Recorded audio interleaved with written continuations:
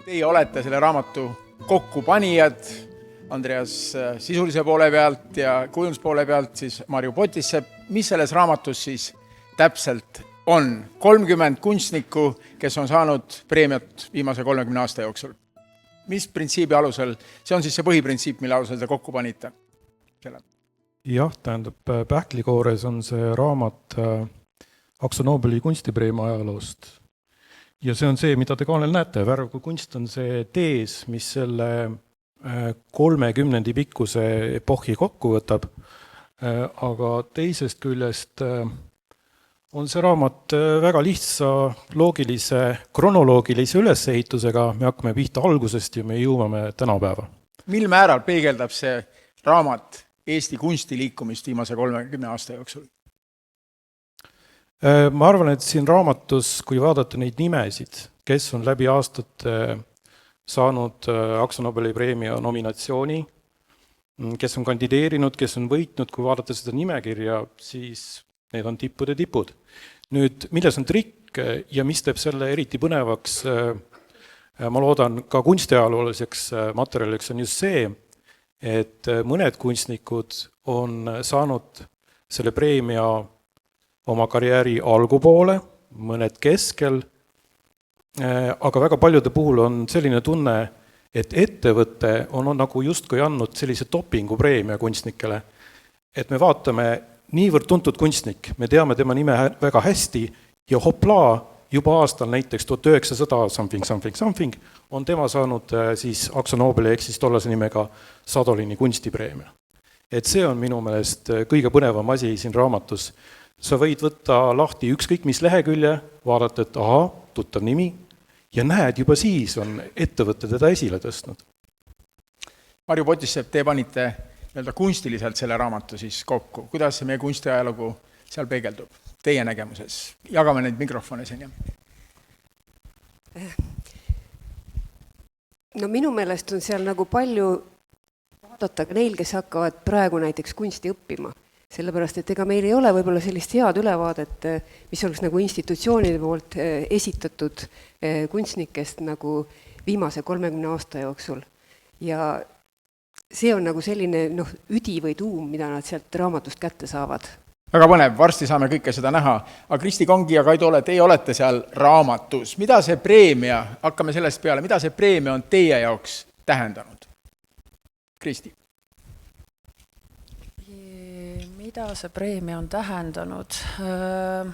Raha. Mida on vaja? No suurt au eelkõige, et mind on märgatud.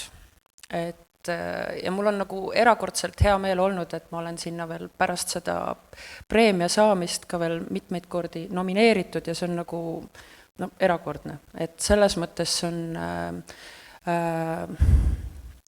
hästi põnev koht, kust nagu võib-olla edasi minna või et see kuidagi annab mingisuguse ka kinnituse, et ma võib-olla võiks nii teha või. Kaido. Okei, mina sain selle preemia siis alguses ja minu jaoks see tähendas kindlasti raha, nagu Neeme väga täpselt ütles. Aga ma võtan endale ikkagi vabaduse teha veel üks samm ettepoole, sest ma olen nagu nii vana, et ma mäletan ka seda, kui enne preemiat algas tegelikult Sadolini kunstikogu ja ma olin selles shortlistis, seda Jüri Hain vist oli konsultant siis ja see oli, ma räägin seda sellepärast, et see oli väga huvitav kogemus, ma arvan, see oli suhteliselt unikaalne vist ka laiemalt, seda kunstikogu hakati tegema kavandite põhjal. Oli lühinimekiri autorid ja neil paluti esitada kavand tööst, mida nad pakuksid siis kunstikogu jaoks. Et mis on minu jaoks nagu küllaltki kummaline, sest see kätkeb endas ju ka suuri riske ja sa ei tea tegelikult, mis originaal tuleb ja kas üldse seda asja saab kavandada, kas see kavand on adekvaatne ja nii edasi. Ma ei tea, miks nad seda nii keeruliselt tegid, aga igal juhul on see unikaalne ja see on nagu huvitav. Nad tahtsid nagu parimat, et need oleksid uued tööd, aga oleks võid ju minna lihtsalt kunstnike ateljeedesse ja valida siis uued tööd, mis ei ole näitustel käinud, aga jah, et kavandid. Ja ma ütlen ka veel seda, et mina seda kavandivooru ei läbinud, et minu au oligi nagu selles osaleda ja minu kavand läbi ei läinud, aga see oli igal juhul väga kummaline, nii et siis, ja mõni aasta hiljem siis tuli kompensatsiooniks tuli nagu preemia, aga kus see kavand ei olnud üldse halb, sellest ma tegin päris korraliku maali, et siis ma nagu tundsingi, et jumal, ma ei suuda kavandada, ma ei suuda teile adekvaatselt rääkida sellest, mis ma tegelikult tahan teha. ma ütlen ajaloolasena, miks neid kavandid oli vaja. Et neid kavandid oli vaja selleks, et ettevõtte peahoone Tallinna kesklinna ehitati ja samuti ju Raplas seda tehas on ju kogu aeg laienenud ja need olid selles mõttes kohaspetsiifilised lahendused. Ja? See on põnev sellepärast, et kohaspetsiifiline on selline võõrsõda, mis hakkas Eesti, ütleme sellises kunstiargoos eriala inimeste ringkonnas levima laiemalt alles kusagil seal 0. aastatel. Aga tegelikult me näeme, et juba varem inimesed mõtlevad niimoodi, et kunstiteos on eraldiseisev kunstiteos, aga ta peab sobituma ka selle või teise konkreetse ruumiga. Et selles mõttes on põnev, kuidas nagu teoreetikud ja kunstikriitikud, nagu mina siin, me alati lohiseme praktilise päris elu järel. Et me hakkame nimetama selliseid asju hiljem, kui see tegelikult praktikas on juba käibel. See tekitas must kohe uue küsimuse, et kohaspetsiifika tähendab taas mõõte. Aga mõõte ei olnud ette antud minu teada, see oli lihtsalt idee kui selline. No see on see, et vaata, et me anname sulle vabad käed, aga siis me ikkagi vaatame, et aga millega sa siis välja tuled. Ja siis, kui läheb kaubaks, no siis läheme räägime detailidest. Meile kõigile meeldib olla sammuke teistest ees ja täna siin me oleme ees. Esmalt juba seepärast, et Akzo Nobel on seda preemiat andnud välja 30 aastat ja teiseks, et Kumus hakatakse Eesti kunsti 20 aastat arutama alles õhtul, me räägime 30 aastast juba siin. Kuidas siis Eesti kunst on arenenud viimase 30 aasta jooksul? Teie nägemus, lihtsalt visioon selle raamatu põhjal, mida Kristi ja Kaido te ei ole ilmselt näinud veel, aga raamatu koostajatelt ja ka teilt. Kuidas meie kunst on muutunud? Enne kui läheme küsimuse juurde värvidest, Vano Alsalu, kes ei saanud kahjuks tulla täna osalema siia paneeli perekondlikel põhjustel, ütles, et rääkige kindlasti sellest, kuidas värvid on Eesti kunstis muutunud viimase 30 aasta jooksul. Aga kõigepealt kunst ise. Ma siis alustaks, sest küsimust on, kus juures me oleme seda arutanud ka koosolekutele, et millised sellised nihked või pöörded tulevad sellest 30 ette. Aga üks selline oluline lõppjäreldus, ma arvan, millele me jõudsime, oli see, et erinevused on suuremad võrreldes selle perioodiga, mis sellele kunstikogule eelneb. Need erinevused, mis on nende 30 keskel, on selles mõttes nagu kvaasinihked. Aga kõige suurem erinevus on ju see, et see võib tunduda nagu triviaalne mõte või et kõik ju teavad. Aga ega see nõukogudeaegne kunstielu ja ka nõukogudeaegne olme, see oli ju suhteliselt värvivaene, igav, standardiseeritud, kõigil on samad asjad. Meil ei ole nagu valikut, ka loovisikul ei ole valikut, eks ole, tuleb mingisugune järjekordne näitus, seal on ette öeldud, et siin on mingisuguse, ma ei tea, oktoobri revolutsiooni tähte või mingisugused teemad on ette antud, siis on ka ette otsustatud, et kõige tähtsama koha peale me paneme, eks ole, suure maali, siis tuleb siia nurka kuhugi graafika ja siis siia tuleb skulptuur, mille otsa sa komistad, kui sa vaatad maali või graafikat. Ja kõik on kuidagi hästi paigas ja see reglementeeritus ja kõik see. Ja see on ju kõik, mis haihtub õhku, kui Eesti saab taas uuesti vabaks, kui meil tekib arusaam, et kunstnik on vaba loovisik, vaba oma valikutes, ta võib väljendada ennast kunstis mis tahes teemadel kõneleda, mis tahes meediat või tehnikat selleks kasutada, et see vabadus on see, mis seda 3 aastakümmet juhtmõttena kannab.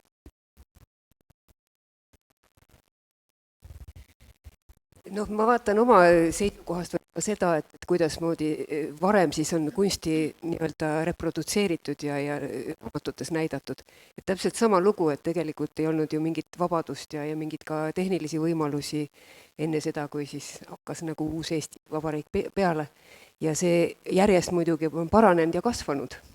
Sest kui me vaatame, missugused võimalused meil on nüüd juba trükivärvide ja materjalidegagi, eks ole, et me saame palju adekvaatsemalt reprodutseerida seda kunsti, mis on siis sel ajastul nagu loodud ja mida me tahame näidata. Jah,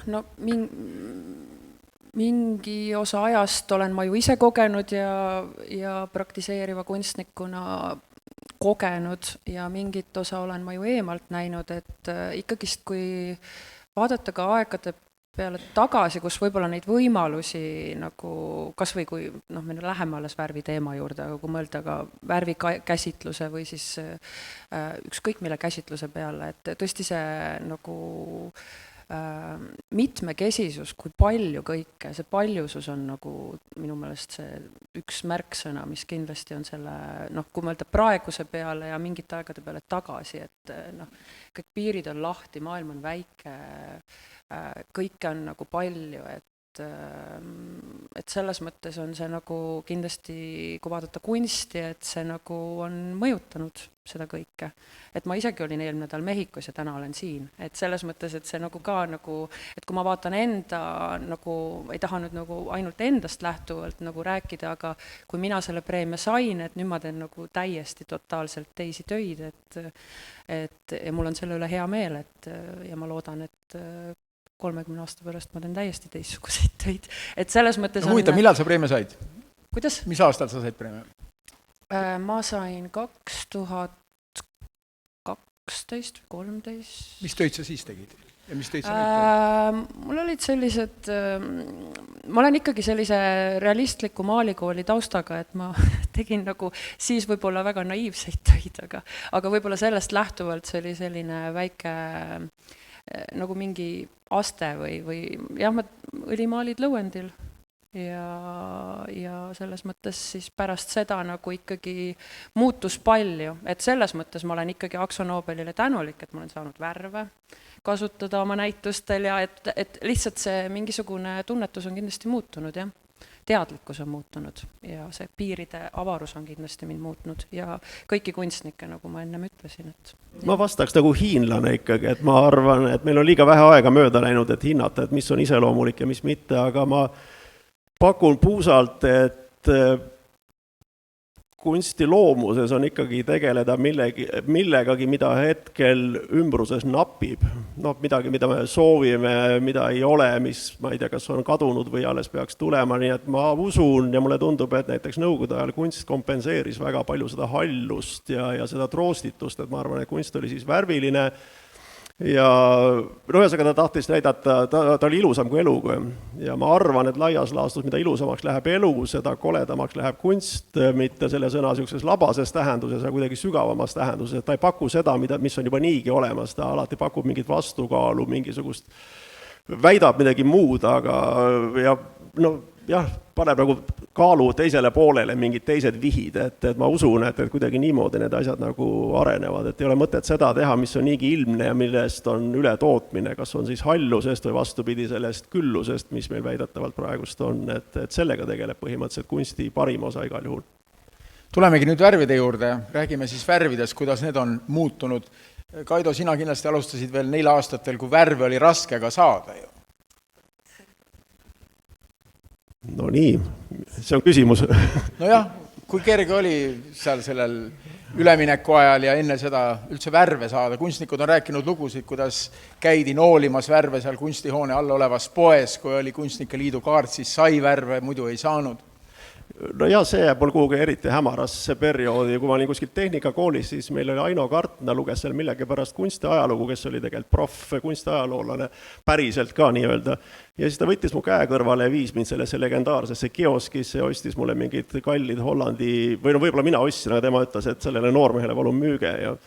Aga ma ei oska seda isegi öelda, ma olen nagu kogu aeg tajunud, et pigem on küsimus ütleme ideede pooles või selles, et kuidas enda seest saada kätte see mingi kvaliteet, mida sa loodad, et seal sees on. Ja see tehniline pool, see on alati natukene koomiline, et nii ühte kui teistpidi, näiteks nüüd, kui mul on tõesti väga head värvid või mis iga, Kristi alles ükskord ütles mulle, et miks mul nii halvad värvid on, et see riivas mind väga, et ta tuli mul ateljeesse külla, ütles, et sihukeste värvidega maalid, see käis mul õudselt au pihta, ma ütlesin, et hopele, et tuleb siis veel paremaid värve osta.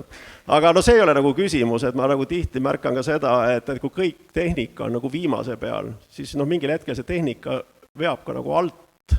Lihtsalt, et kas ma ei oska või nad ei käitu nii, nagu ma eeldan, et ta peaks käituma, samas kui ma olin noor ja algaja, ja need tööd on mul ka ju alles paljus, ma tean, kus nad on, et siis nagu tehnika kui selline nagu ei vedanud alt, need värvid on siiamaani kõvasti lõuendi või ma ei tea, Soome papi küljes kinni, mis oli krunditud nitro värviga, mille peale ka restauraatorid küsisid, kas tõesti või, et me küll ei julgeks nagu, ma ei tea, pooltki sõna selle eest anda, see nitro värv ja õlivärv sinna kinni jäävad, nagu naelaga löödud väga hästi on kinni, et mul tundub, et mingi vanajumal nagu algajaid nagu hoiab, et värvid, pintslid, mis iganes ei ole tegelikult nagu probleem, et küsimus on nagu ideedes.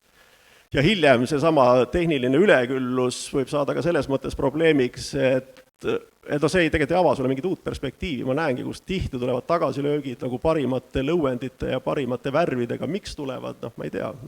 Nii et see on, jah, et me ikkagi tegelikult kunst on nagu, ta on ikkagi nagu filosoofiline ja vaimne kategooria minu arvates, see kõik muu on nagu tühi tähi selle juures, et kas me oleme nii head, kui me loodame, et me oleme, kas me suudame seda realiseerida. Samas kunstis on ka näha voolusid, üks Eesti maalikunstnik kurtis mulle 10 aastat tagasi, kui ma ühte maali tahtsin osta ja ostsin, et millest minu huvi maali vastu, et Eesti kunstis on ju maalid taotud kuskile mutta 90ndatel ja 2000ndate alguses, et kunst nihkus hoopis teisele tasandile. Nüüd on maal korraga ja värvimine taas jälle hinnas, nii et need ajad muutuvad. Kristi, värvid? Värvid, no see on see, millega ma tegelen. Ja ma tegelikult nõustun Kaidoga, et idee juhib selgelt, et mismoodi miskit teha või midagi teha. Sulle otsa vaadates meenub kohe üks värv. Kuidas? Sulle otsa vaadates meenub kohe ja, üks ja ma saan aru, see on mu lemmikvärv selles mõttes. Ja see on? Ei, no tegelikult on neid värve palju, et viimasel ajal, kui keegi on küsinud, mis on lemmikvärvid, siis ma olen öelnud roosa ja lilla, aga see on kõik väga üldistatult. Aga ikkagi idee juhib kasutama värve, alati, mind on alati juhtinud kasutama, et võib-olla kui ma mõtlengi, kui ma enne rääkisin sellest, kuidas ma selle preemia sain, et võib-olla siis ma olin ikkagi väga intuitiivne värvi kasutaja. Aga ka see on nagu õige ja hea. Ühtegi valet asja siin kunstis ja värvi kasutuses ei ole olemas, et mind ikkagi selgelt juhib idee ja see määrab ka selle, mis värve ma kasutan ja valin. Et see on nagu olnud pikka aega nii ja praegu see mind väga paelub. Aga jah, mingid värvid alati domineerivad, et eks ma neid märkan nagu mingites kohtades rohkem või need annavad siis selle mingisuguse aluse. Aga jah, värve meie ümber lihtsalt nii palju, et neid on nagu põnev kuidagi korjata.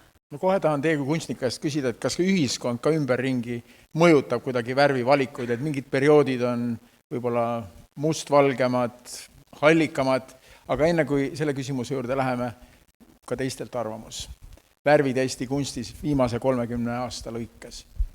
No eks seda julgust on muidugi juurde tulnud värvide osas, et seda on nagu märgata ja noh... Mida see väljendab? No ühesõnaga, see idee on nagu see, et ükski värv ju ei ole kole, et ta on alati kooskõlas teistega, võimalik teda nagu kas taltsutada või esile tuua ja seda on nagu järjest julgemini tehtud. Et maalikunstis ka mul tundub. Ja noh, ma ise nagu selle sama raamatu juures täpselt samamoodi lähtudes ideest, eks ole. Et värv kui kunst, siis ma otsustasin ka, et seekord ma ennast tagasi väga ei hoia, et kasutan ka selliseid värvilisi taustu seal mõne kunstniku lehekülgede juures. Sain natuke inspiratsiooni Kristi Kongilt, et alati võimalik värviga kas toetada olemasolevat mingit eset või kammat, nii et see on jah niisugune kunsti põhiülesanne ja minu meelest seda nüüd julgelt nagu tehakse. Andres? Ja ei, midagi muutub, midagi jääb samaks. Ma jäin Kristi peale mõtlema, et seal see esimene auhinnatud tööl, et seal oli ka ikkagi seda sinu lemmik lillakat, purpurat lillakat tooni päris kõvasti. Tublisti näha, et kui sa nagu tagantjärele tarkuses vaatad, siis sa nagu näed, jah. Aga tähendab, üks asi on ka nagu see, ma arvan, et siin alguses sai küsitud, et mis siis ikkagi selle konkreetselt nende 30 jooksul nagu muutunud on. et on väga palju trende ja väga palju pöördeid kunstimaailmas ja need tulevad ja lähevad, kord on maalikunstnik peal, siis jälle on installatsioonikunst, siis räägitakse fotost jälle mõni aasta rohkem. Näiteks siin eelmine pilt oli üks installatsioon, kus oli põhimõtteliselt nagu selline mulje, et galerii allkorrus on vett täis ja see vesi oli süsimust. Aga nagu sealt foto pealt oli näha, kunstnik oli otsustanud mängida värvidega. Aken oli kaetud punase ja sinise kilega ja see päikesevalgus, muutuv päevavalgus praegu näeme siin oli pandud kaasa, täpselt oli pandud kaasa töö osaks. Et me näeme sellist nagu installatiivset mõtlemist, kus sa lähed näituse saali ja teos ei ole ainult raami sees olev asi, vaid see võib olla terviklik, ajutine, terviklik, aga ajutine keskkond. Ja selle töö puhul on ka ju täiesti selge, miks me räägime värvidest. Et see ei ole ju ainult vesi, see on ka see päikesevalgus, mis sealt aknast tulvab ja selle atmosfääri tekitab. Neeme Külma teosest rääkisime. Aga selle vestlusringi põgusa vestluse viimane küsimus, kuidas ühiskond meie ümber, elu meie ümber mõjutab kunstnike värvi kasutusel? Mõjutab ta? Kui ajad on halvemad, võib-olla siis tahaks just värvilisemaks muutuda või vastupidi, kui kõik on väga hästi, tahaks muutuda minimalistlikuks? Ma arvan, et see ongi tegelikult küsimus kunstniku strateegiast. Sa saad minna põhimõtteliselt, kui sul on otsustuse koht, väga lihtne. Lähed paremale, vasakule, otse, tagurdad tagasi. Põhimõtteliselt ega need variandid on ju laua peal. No saamegi Kaido käest küsida, kuidas sa siis liigud sellel skaalal? Millal tagurdad, millal paned edasi? Ma arvan, jälle üritades üldistada, et kui inimene on nagu noor, siis ta sõltub vist väga palju ümbritsevast. Ja enda peale tagasi mõeldes mulle tundus, et sa ühele hetkele, kui sa nagu stardid, paned sa nagu käe peale, saad aru, et see on sinu aeg. Muidugi sa teed mingi valiku, kes on sinu inimesed ka seal ja sa teed kohe selgeks, mis ideega sa kaasa lähed ja see tundub, et aega sina olete nagu sünkroonis, et siin polegi nagu midagi valida, et see on õige, see on vale ja homme on veel parem ja me teeme kõike seda koos nende nii-öelda progressiivsete inimestega. Samas nüüd olles juba vanem, mulle tundub, et mingil hetkel see asi muutub üha individuaalsemaks ja sul tekib oma mingisugune arenguloogika ja see on sinu vastutus, see arenguloogika viia nagu lõpuni, et siis, mis ümberringi toimub, see mõjutab sind üha vähem, sa lihtsalt nagu realiseerid lõpuni selle ära, mis sa oled nagu alustanud, sa saad aru, mis see tervik peaks vist nagu olema ja sa pead minema oma teega nagu lõpuni välja ja siis sa võid käituda suhteliselt arrogantselt selle aja ja hetke suhtes ka, aga sul on vastutus enda ja enda idee eest.